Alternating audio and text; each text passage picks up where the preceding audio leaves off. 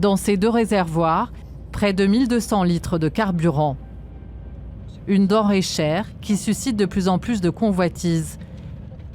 Il y a 2 mois, sur l'aire de Montélimar, elle en a fait l'amère expérience. J'étais arrivé assez tard, c'est une grande aire de service, mais le premier parking était plein, j'étais sur le deuxième parking, à côté de personne, et puis le lendemain matin, quand j'ai démarré le camion, j'ai vu que ma jauge s'allumait. J'ai trouvé ça un peu bizarre. Je suis descendu, et puis en tapant dans le réservoir, j'ai vu qu'on m'avait siphonné au moins 500 litres, parce que j'avais fait une bonne partie du plein avant de partir.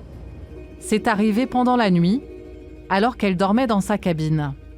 J'ai absolument rien entendu, dans le sens où apparemment ils sont équipés de tuyaux qui peuvent faire 50 mètres avec des pompes électriques. Et même si j'entendais quelque chose la nuit, je ne sortirais pas de mon camion, quoi. Je ne vais pas prendre le risque d'en plus de me faire voler ce que j'ai dans mon camion, de me faire assommer, par exemple. C'est arrivé à certains.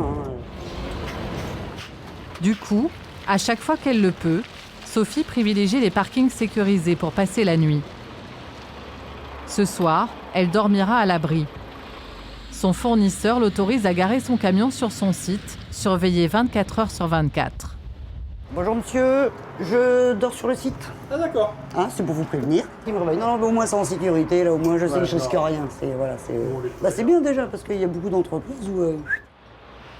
Et elle n'est pas la seule à être aussi vigilante, car le phénomène prend de l'ampleur.